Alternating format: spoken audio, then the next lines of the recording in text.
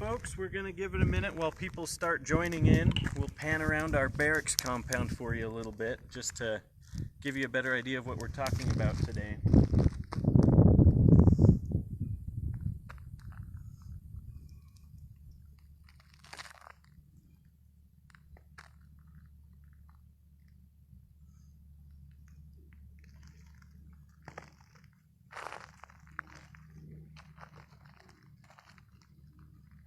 You can see we have some cleanup going on around the compound, so by the end of our COVID-19 lockdown, this should be looking pretty good. But hopefully we've given it enough time. But greetings from the historic Wendover Airfield. I'm Landon Wilkie, the museum curator. Welcome to our 7th installment of our live history lesson series. So today we are going to be doing a barracks tour to kind of discuss what Army life was like during World War II. So here behind us we have our, you'll see on the sign there, our Barry Formo Barracks. So this is dedicated to Barry Formo, who was a Tooele County inspector for a number of years, who was really instrumental in helping us get this restored. So you'll get to see the quality of what went on inside. So I'll step out of the camera a little bit so you can look at the building here. Yeah, we have our painted rocks up to the building. This is one of those beautification projects that, of course, commanders would give you to really give you some discipline, some busy projects, as one might say. So we have that leading up to our barracks. A lot of them during World War II wouldn't have had a nice porch like this. This was a later addition. So these guys were lucky to have some shade, but we're gonna take a step inside and see what a World War II barracks looks like.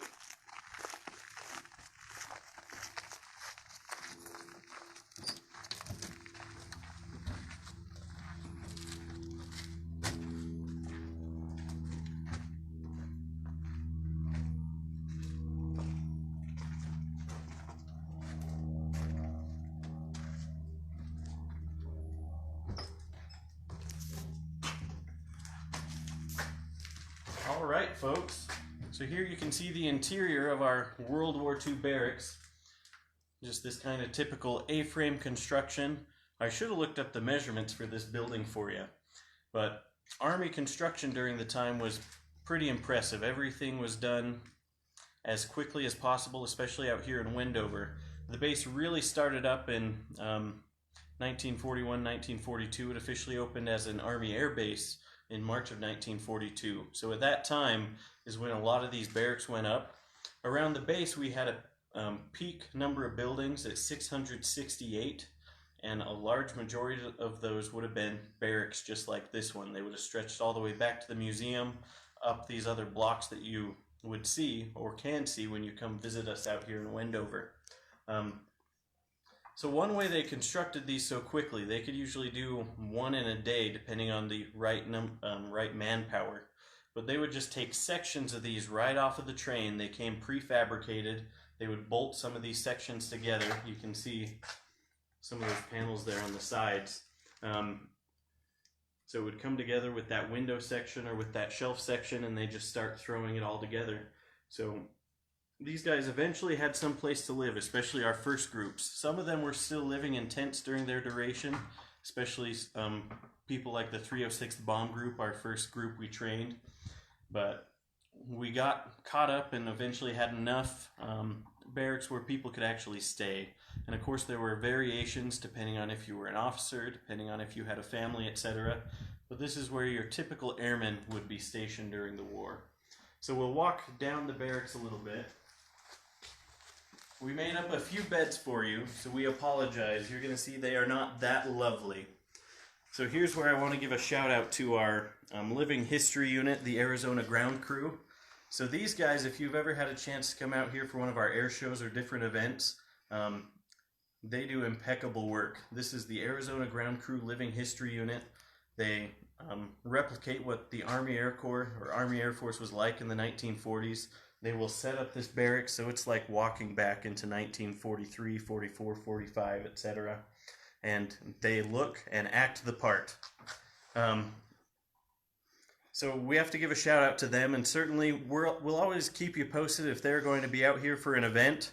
So always follow us on Facebook and Instagram, and I also encourage you to follow them, the Arizona Ground Crew.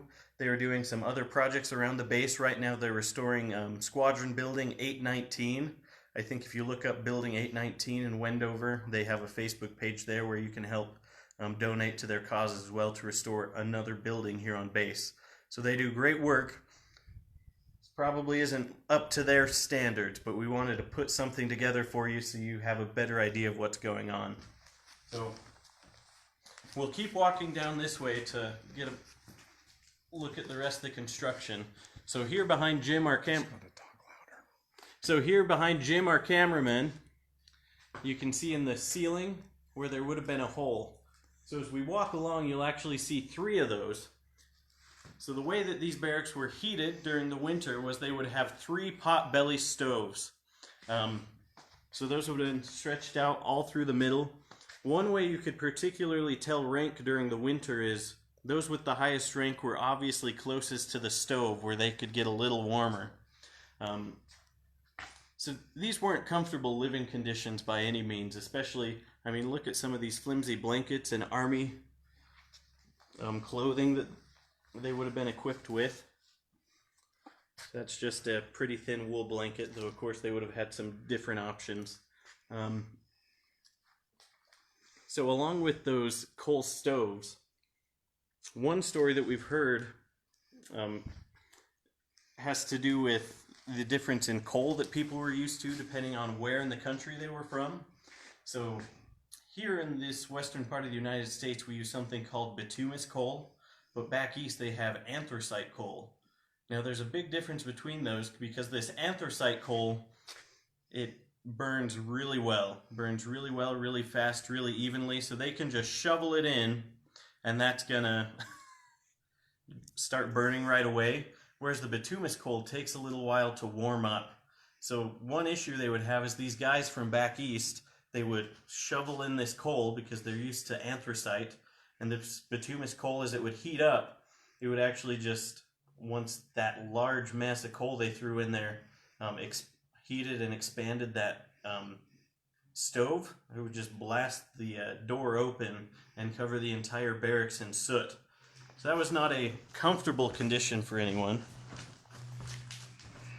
So you can see these guys had their own kind of personal areas, and this is the best way they had to store their uniforms, especially their dress uniforms. So you can imagine when one of these stoves blew open and covered everything in soot, you really don't want to have to clean your uniforms like that.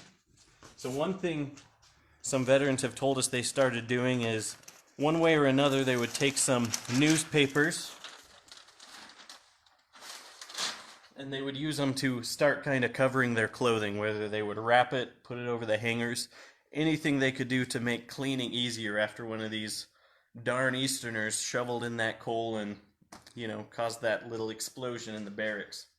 There's another example we have. So here's a little clipping we have from the Salt Tablet, which was the base newspaper. I think this was from like 1943. But it says, because this winter that year was so cold, these guys were absolutely miserable because one of their stoves actually went out in the barracks. So those people on that end were just suffering from the cold. And what happened is, because of this constant use of firing the stoves all day long to keep the barracks heated, eventually the grates that are inside just collapsed into the ash and they couldn't use them anymore. So finally the guys were so desperate and couldn't get it fixed, they just started lighting it up anyway to give them some warmth. So there's a little story about barracks life.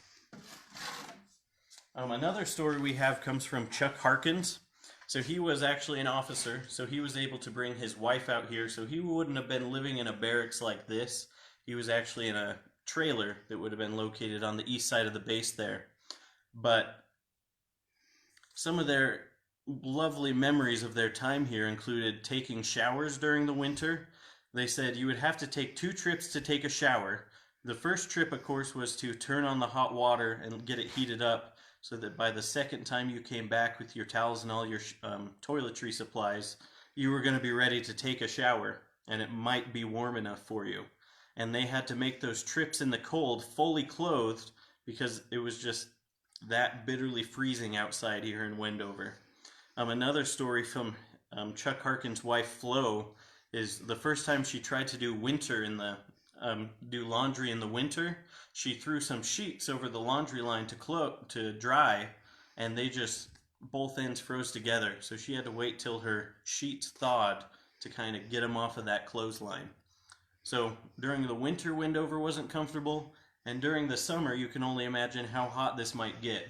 Jim will pan around a little bit, but you can see the only ventilation is on either side. They have a gabled vent that would open up, and then they have all these windows around that can open up and try to give you some circulation, a little bit of a warm desert breeze. So nothing too special for these guys.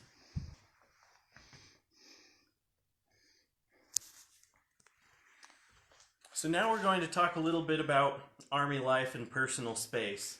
So we already discussed in these particular barracks, they were lucky enough to have some of these little closet or shelf space. We've heard a lot of veterans who said they didn't even have anything like this. It was really just their footlocker that they had to rely on. So at least they had a different space where they could throw up a picture or some of their other items. And then of course they had their clothes rack where, unless everything was covered in soot, this was pretty effective for keeping your clothes wrinkle-free, unlike some of our examples here. So this was your life. So here we're going to take a look at what their life was really reduced to during their time in service, and that would have been a footlocker. So we'll open this up for you. So if we can get down a little lower just for a second. Of course, they're going to try to personalize their trunk. So here we have an example of a pinup girl hanging out at the top of our footlocker lid. That was a common place to store personal pictures, different things. So of course, as these guys are traveling from camp to camp, and they don't get to see their families, and as they go overseas, they're going to carry pictures like this with them of their loved ones, of their wives, of their girlfriends, parents, family members, etc. So you would have seen things like this tucked away in their trunks. Now I'll actually lift this up onto the bed so we can get a little better look at what's inside. And in the bottom of the trunk we would just have some more clothing, underwear, socks, whatever else they would need to make it through their basic Army life.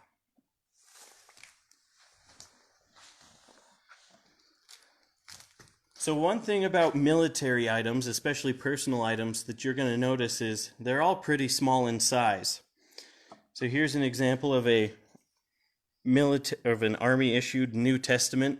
Of course, this is pocket size, so they can tuck it in their pants pockets, their shirt pockets, etc. And they can just thumb through that. So this one actually has a little blurb there from President Roosevelt. And this, of course, is the Soldier's Handbook. This is going to tell them everything they need to know about basic Army life. And then, of course, they get into their own specialties.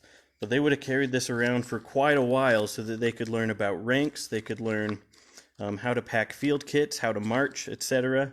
So you can see this is also pretty small. This could fit in their actual pockets. Other things they might be carrying, here's a stationery pack, U.S. Army stationery, so they can write their loved ones at home. This one particular individual brought with him a journal. And this is a fun one because it actually has illustrations and writing prompts. So this one happens to mention, note about my first Army camp. It says, Camp Walter, Texas. At first, I thought this was an awful place, but as days went by, it got better. I was given tests, clothes, learned a few rules of Army life.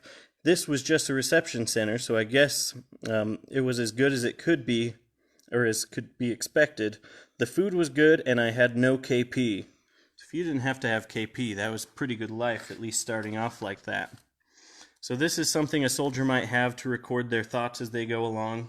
It's a little bigger, so some of them might have found out they didn't want to carry this. It all kind of depends on their situation. This is a soldier's individual pay record, so they would actually have to carry this with them when they went to payroll to get their funds.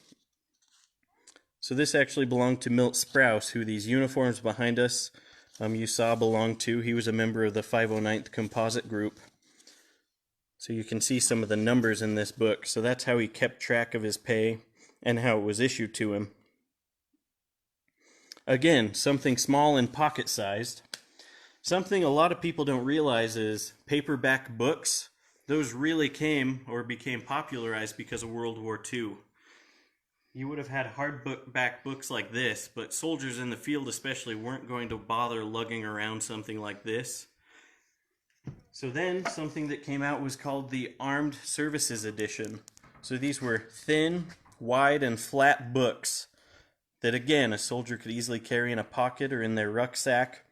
And these really took off. You could see soldiers anywhere reading. There's some great pictures, if you look them up on the internet, of guys in the middle of the jungle just surrounded in water after a typhoon, kicking back reading one of these types of books.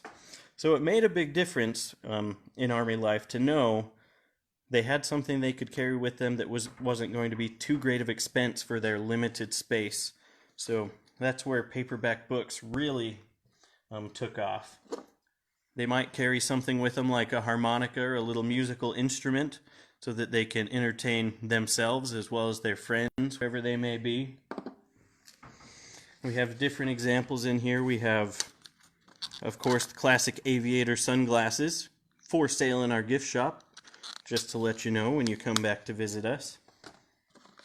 They might have a sewing kit. This is a gift from the Red Cross, but this would have different supplies they need, needles, extra thread that of course matches their olive drab uniforms. Something that you'll see a lot, of course, is cigarettes. And we have different examples of matchbooks.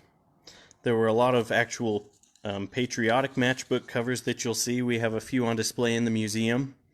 We actually have a personalized Wendover Army Air Base matchbook, or a couple of those on display as well.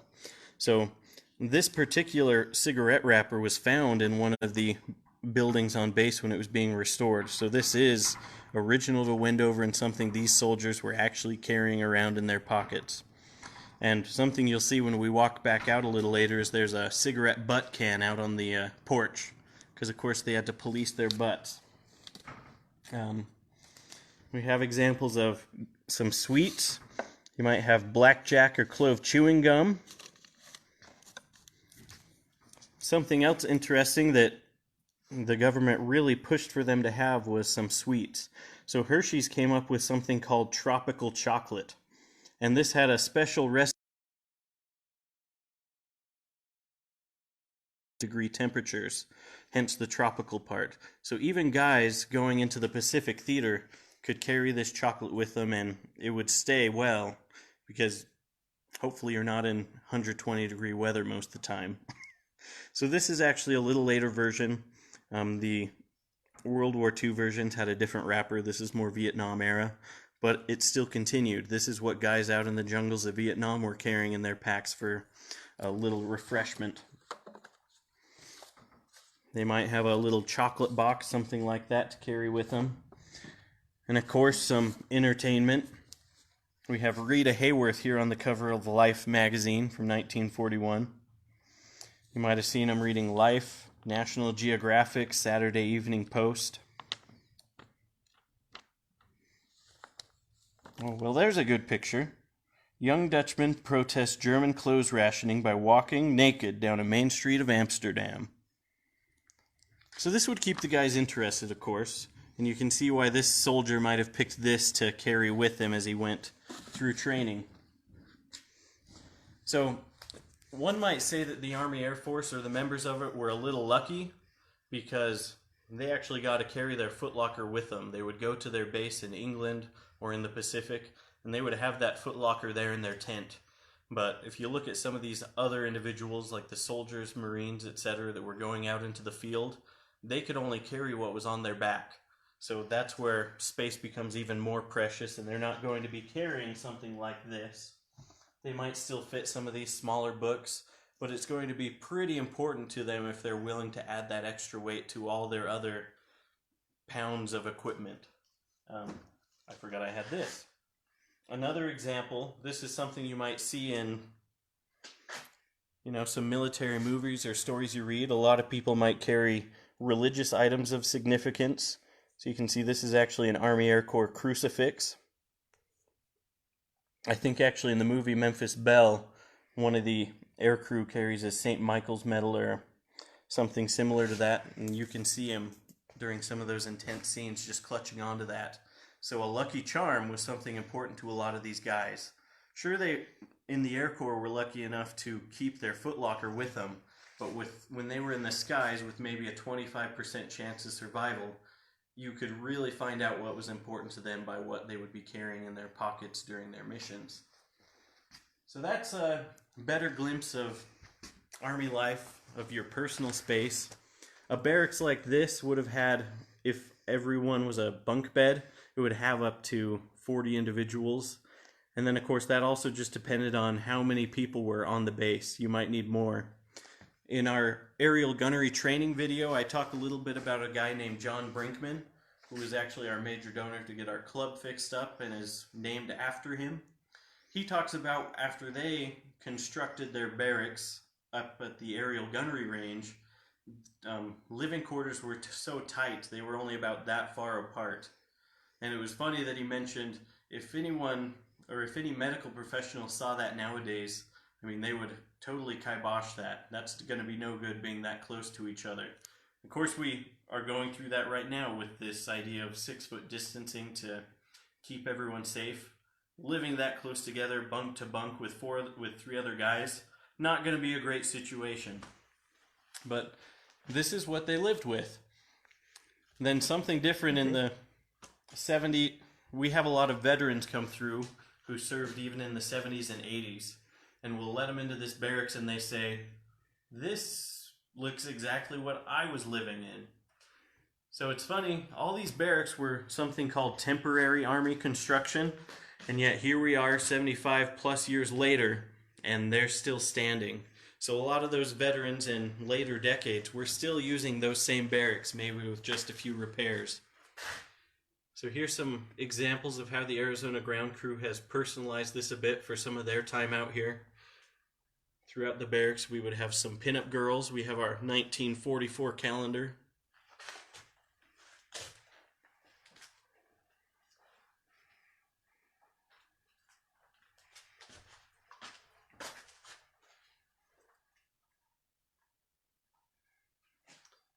So now we're going to take a step outside just to give you a better look at the barracks compound.